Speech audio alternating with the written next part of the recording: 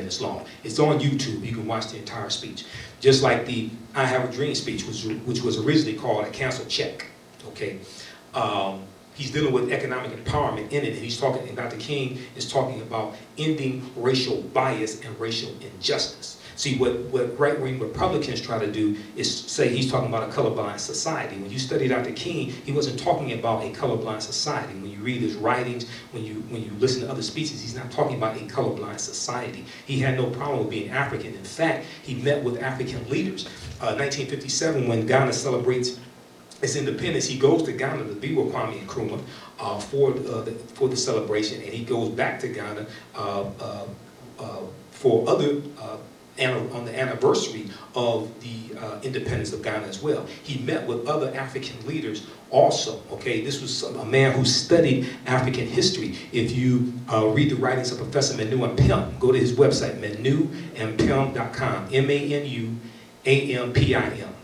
I've interviewed Manu Ampim a few times, and we've done shows dealing with the distortion of the legacy of Dr. Martin Luther King Jr. I also interviewed Mukasa Dada, who used to be known as Willie Ricks, and he was in SNCC with Stokely Carmichael or Kwame Ture, and they were friends with Dr. King.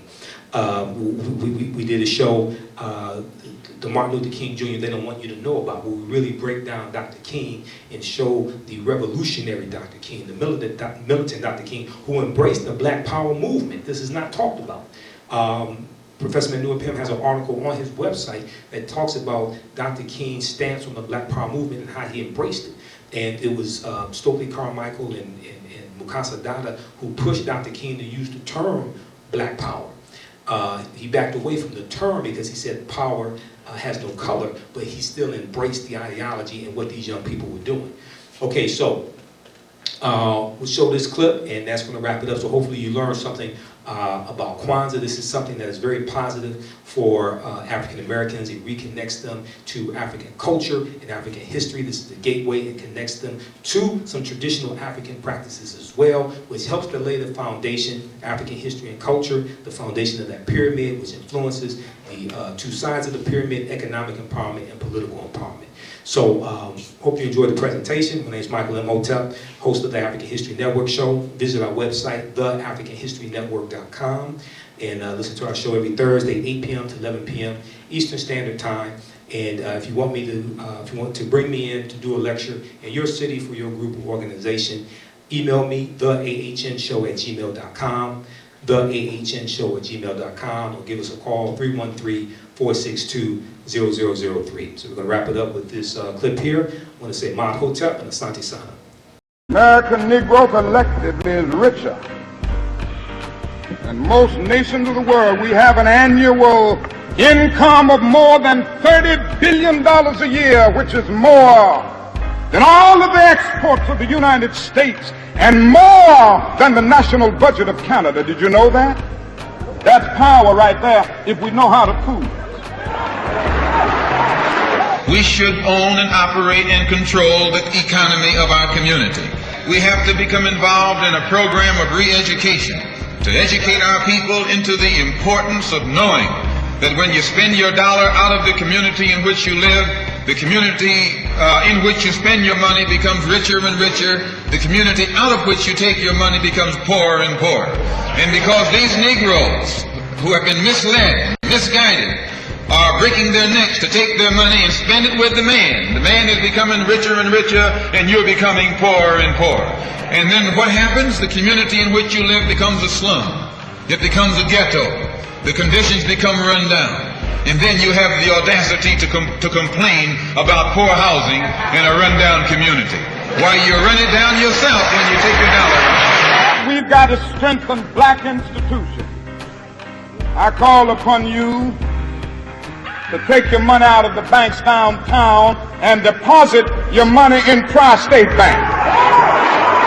We are telling you to follow what we are doing. Put your money there. You have 6 or 7 black insurance companies here.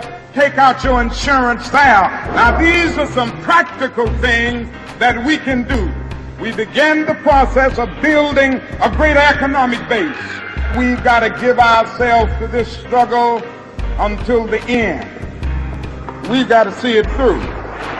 So our people not only have to be re-educated to the importance of supporting black business, but the black man himself has to be made aware of the importance of going into business. And once you and I go into business, we own and operate at least the businesses in our community. What we will be doing is developing a situation wherein we will actually be able to create employment for the people in the community. The black man must unite in one grand racial hierarchy, making a racial empire upon which the sun shall never set. Be black, buy black, think black, and all else will take care of itself. Amazing, so amazing.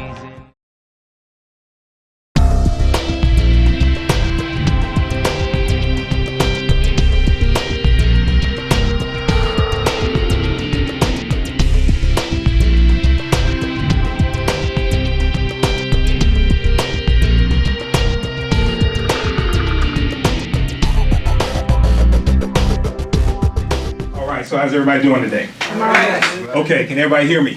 Yes. Okay, good. I couldn't hook up to the TV here because I have a PowerPoint presentation that I wanted you to see, and so I'm just going to have to go over the information to you. But I have a couple of video clips, but you'll be able to hear them. So I have speakers here. Speakers I always travel with. So I have a couple of important video clips as well that I want you to experience, okay? So, how have you been enjoying the Code Red Detroit seminar so far? Powerful. Powerful? Yeah. Okay, good, good. So, hopefully this presentation will help to cap everything and maybe reinforce some things that were talked about today. I did a lecture yesterday. It was about a 4.5-hour lecture. It was should African Americans celebrate European holidays, the history of Christmas, Thanksgiving, and Easter. Okay, so I did that at the 5E Gallery on Cass and 4th Street in Detroit. People know it as the Old Red Door. Yeah, Piper Carter. So very quickly here, my name is Michael Imhotep. I'm the host of the African History Network show, president of the African History Network. We focus on educating, empowering, and inspiring people of African descent throughout the diaspora and around the world. The presentation I'm doing today is what is Kwanzaa? Okay, Kwanzaa is coming up December 26th. A lot of people may have heard of it. Some people may have celebrated it. Other people may say, what is Kwanzaa? Why do we need this? Blah, blah, blah. All right, so that's what I'm going to deal with today. You can listen to my show every Thursday, 8 p.m. to 11 p.m. Eastern Standard Time. We have listeners around the world. I just got an email from a brother in China who is from the UK, and he's going to the University of Beijing. And he told me that you have listeners in Sudan and Uganda listening to your show. Okay, so we have listeners all across the country, around the world, and then also on our YouTube channel, we have over 12,600 subscribers on our YouTube channel, about 570 video clips there dealing with African history and African American history. My website is theafricanhistorynetwork.com. theafricanhistorynetwork.com. You can go there, connects you to everything. Our Twitter page, Facebook. We have DVDs there, over 100 different titles. Connects you to our YouTube channel as well, and gives you information about our show, the African History Network show, as well as a show I do on Wednesday nights, 10 p.m. to, it's supposed to be 11 p.m., but we've been going to 12 and 12:30 in the morning. So how many people have seen the documentaries Hidden Colors 1 and 2? How many people are familiar with that? I'm not familiar with that. Okay, so in Hidden Colors 1 and 2, you see a brother named Booker T. Coleman in there. Okay, that's one of my teachers. He's known as Kaba Hiawatha Kamene. We do a show every Wednesday, 10 p.m. to 11 p.m. Eastern Standard Time, called the Per Ankh Hour Questions and Answers Show. And Per Ankh means the house of life in the ancient Kemetic language or Egyptian language of the Medu Net, or what the Greeks call the hieroglyphics. So be sure to visit our table back there. We have information. All the DVDs are on sale. I have about 13 of my DVD lectures as well, because I do lectures. I'm a talk show host. I do research. So a lot of that stuff's on sale. All right, now we focus on educating, empowering, and inspiring people of African descent throughout the diaspora and around the world. This past Thursday, I just had Warren Ballantyne on the show also. We talked about the Code Red seminar. I also interviewed Tony Browder. How many people are familiar with Tony Browder? Tony Browder is one of our brilliant scholars. He's an archaeologist, a historian. He's in the documentary Hidden Colors 2, The Triumph of Melanin. And Hidden Colors 1 and 2 are two of the best documentaries you ever see dealing with our history. They deal with thousands of years of our history. But Tony is also the author of the book Nile Valley Contributions to Civilization. Okay, Exploding the Myths. I recommend that book to everybody because he deals with thousands of years of history, African history, European history, everything. And it's very easy to understand. You don't need a PhD in archaeology, African American studies, or anything like that to be able to understand this book. So Nile Valley Contributions to Civilization.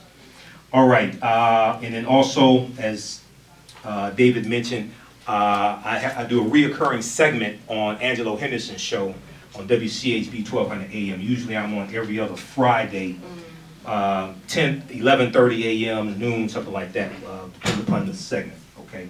But look out for me there as well, WCHB 1200 AM. All right, now, anytime I do a presentation, I know I'm gonna say some things that people may have never heard before. I may say some things people don't agree with. I may say some things people don't like, okay? But it's not my intent to offend anybody. I deal with facts and evidence. So I learned this from one of my teachers, Dr. Ray Hagins, from the African Village out of St. Louis. So anytime I do a presentation, I usually have people put their fingers together to form a circle. I usually say something like this. The space inside this circle represents my realm of knowledge. Everything that I think I know about whatever I think I know is represented within the circumference of this circle. I must keep in mind that there are still things to know that exist outside the circumference of my own awareness. Now, the reason why I say that is because oftentimes when people hear something that contradicts what they've been taught, what they believe, or what they think they know, they automatically reject it without doing any research to determine the validity of the new information that they're learning. And at the same time, they usually don't use that same level of scrutiny to analyze, critique, or reevaluate what it is they think they know or what they believe. So just because you know everything that you know about what you know does not mean you know everything there is to know about what you know. There's still things outside of the circumference of your own awareness, okay? Everybody understand? Yes. Okay, it's like when I ask people, I know people are from different religious backgrounds, people are from different levels of understanding when it comes to history, archaeology, anthropology, things of this nature. But for instance, if I ask people, what was Adam's first wife's name? Usually people are confused because they haven't studied it. But if you go look up Lilith, you'll see that this was Adam's first wife's name. But you have to do some research. Okay, so that's just something outside the circumference of your own awareness, just something to throw out at you. All right, now, why is studying African history important? Every ethnic group in America has their history and culture intact for the most part, their language, knowledge of self, things of this nature. But one of our great scholar warriors, Runoko Rashidi, I've interviewed him, I think 5 or 6 times. He's in Hidden Colors 2. He's a prolific author. One of his most recent books, Black Star, The African Presence in Early Europe. It deals with the presence of African people going back hundreds of years, even before the Moors going in 711 AD, 8th century. But he's been to 103 countries and islands around the world, okay? He's a world traveler. He takes pictures wherever he goes to document the African presence around the world. He has a personal library of approximately 25,000 photographs he's taken around the world. African people in Australia, Dominican Republic, Brazil, everywhere, India, all around the world. But he has a saying, and I modified it some, but when this capsulizes why African history and culture are so important. What you do for yourself, what you do to yourself, and what you allow other people to do to you is based upon what you think about yourself. What you think about yourself is based upon what you've been taught about yourself. What you've been taught about yourself is based upon everything you've read, heard, and seen about yourself. Okay, so as Dr. Wade Nobles, another one of our great scholar warriors, says, power is the ability to define and shape reality and have other people accept your definition of reality as if it were their own. All right, so this is what happens when the people don't know who they are. We've been taught to see reality through the eyes of Europeans, okay?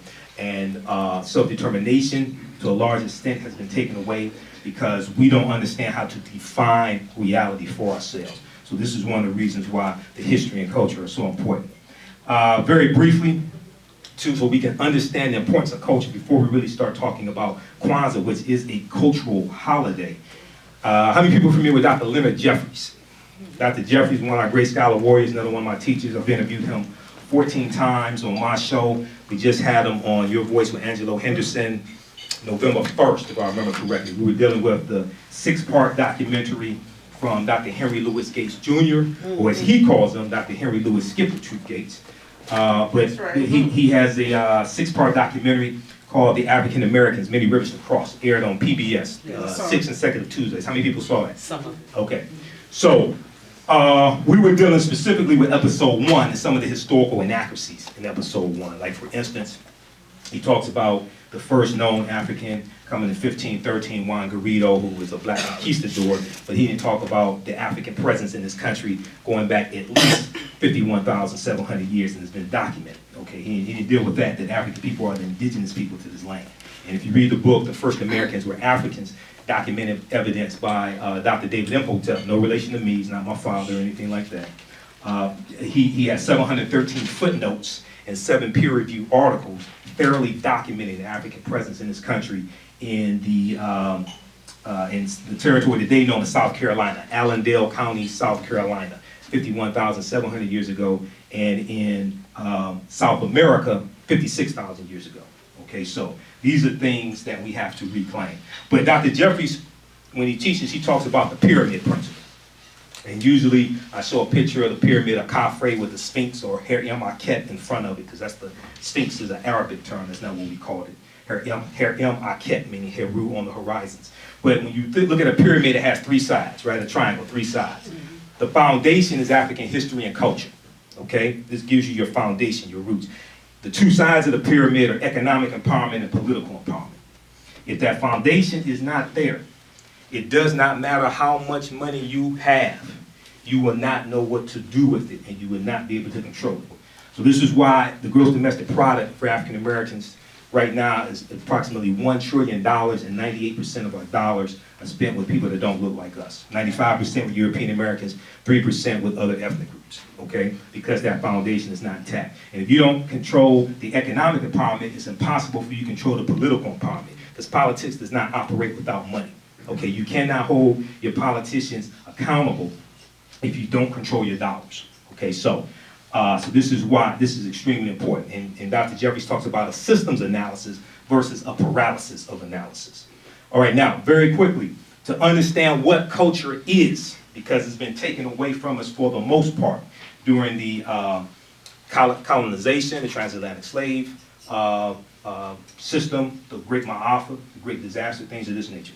So culture deals with the traditions, spiritual systems, art, music, dance, folklore, mythology, cosmology, language, educational system, etc. Cosmology deals with the study of the universe as an orderly system, okay? And when you study African history, African culture, you see that we have some very complex cosmology, especially when you look at ancient Kemet, or what Arabs call Egypt, because that's not what we call it. That's an Arabic word of Greek derivation, okay? Kemet means land of the blacks. You also see Tameri, meaning the beloved land. Okay, now culture acts as an immune system, which keeps foreign elements from coming in and attacking you. And Dr. Marimba Ani, one of our great female scholar warriors, talks about this, what culture is and how it acts as this immune system, okay? She's also the author of a book that took her about 20 years to write.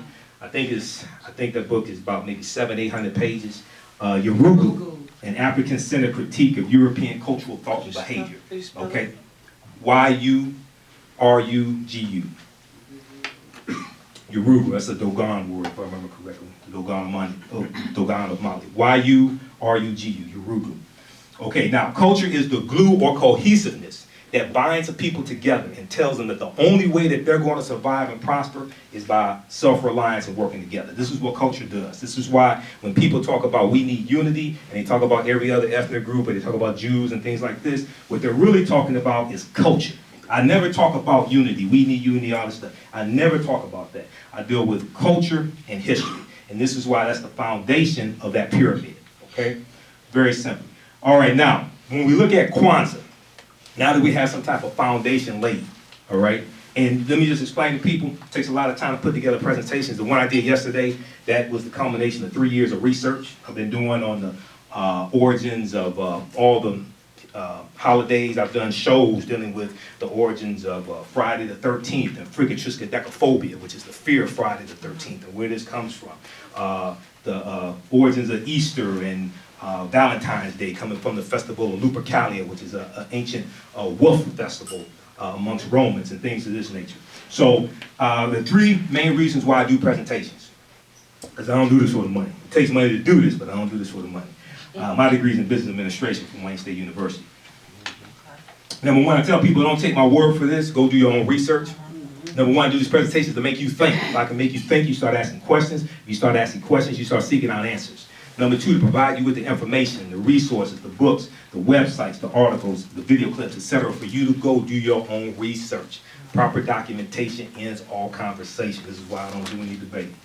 Number three, we can sum up in 2 words why we do the research. People like myself, Brother Kaba Kamene, Booker T. Coleman, Dr. Linda Jeffries, etc. We can sum it up in 2 words, behavior modification. Right now, let's correct wrong behavior. So this information has to transform you and ultimately transform your behavior. If you read Secrets of the Millionaire Mind by T. Harv Eker, which is a fantastic book, and when I teach entrepreneurship, I reference that book. He talks about the process of manifestation. The process of manifestation states that your thoughts create feelings, your feelings create actions and behaviors, your actions and behaviors create results. Once again, your thoughts create feelings, your feelings create actions and behaviors, your actions and behaviors create results. So when you have people who can control the circumference of your own awareness, not only can they influence your actions, they can predict your actions. Okay, this is why a lot of our reactions to a lot of things that happens is to march. And I'll talk about how we suffer from March Madness. We get mad and we want to march because our circumference of awareness is being shaped by those who are in power, the 1%. And, well, I'm not going to call any names, but we'll continue, okay. But this is what happens, all right? All right, now, when we look at Kwanzaa, Kwanzaa is a African-American, Pan-African cultural holiday, not a religious holiday, cultural holiday that celebrates family, community, and culture. It's celebrated from December 26th to January the 1st, okay? Very important. Now, the name Kwanzaa comes from the Kiswahili phrase. Some people call it Swahili, but the actual term is Kiswahili. The Kiswahili phrase, Matunda ya Kwanzaa, which means first fruits, okay? Kiswahili is the most widely spoken language on the continent of Africa. So when you watch Hidden Colors 1, Professor Kaba Kamene or Booker T. Coleman at the end, when they deal with solutions to our issues and problems. And we only have 2 main problems. When you understand history, when you understand what happened with Columbus opened up the New World when he set sail August 3rd, 1492, you understand the Moors losing control of the last stronghold in Spain, which was Grenada, January 2nd, 1492. We only have 2 problems. Everything else was symptoms. Number 1, European white supremacy and racism. We don't understand what it is and how it works. Number 2, we've been stripped of African history and culture. Everything else comes from those 2 root problems, period. Everything else, teenage pregnancy, drug addiction, lack of jobs, everything emanates from those 2 root problems. Which all right? European white supremacy and racism, and us not understanding what it is and how it works. And as Dr. Francis Cress Welsing, author of the ISIS papers, and Dr. Nellie Fuller tell us accurately, if you do not understand European white supremacy, what it is and how it works, everything else that you think that you understand will totally confuse you, period. Everything else that you think that you understand will totally confuse you. Okay, so, towards the end of Hidden Colors, Professor Kaba Kamene talks about how we all need to learn Kiswahili because it's the most widely spoken language on the continent of Africa. So if somebody from Detroit meets somebody from Ghana, or somebody from Detroit meets somebody from Kenya, they can speak to one another using Kiswahili. So it's very important. All right, now, Kwanzaa was created in 1966, co-created by Dr. Mwalana Kurenga, who is a professor and chair of the Africana Studies Department at California State University in Long Beach, and also the organization US. He was a co-founder of this organization, and they co-created this celebration in 1966. It comes out of the Black Liberation Movement, some people say the Black Freedom Movement of the 1960s, and it reflects a concern for cultural groundedness in thought and practice, all right? Now, some sources will say that he created Kwanzaa, but when you look at other sources coming from us and you look at his actual official website, you'll see that, well, I've actually read some articles where he actually says he was a co-creator of it, because he also gives credit to other members of the organization, us as well, all right? Just like how a lot of times we say that Dr. Carter G. Woodson founded the Association for the Study of Negro Life and History in 1915. He was a co-founder. There were 4 other co-founders along with him. So we need to honor those people as well, even though we may not know their names. All right, now, Kwanzaa was created to serve multiple purposes and to address specific problems that African people were dealing with back at this time, and they still relate to today, all right? Now, to understand Kwanzaa, we need to understand what are first fruits celebrations, because a lot of people say he just made up these traditions, things like this, but they have their origin in East African countries in first fruit celebrations, okay?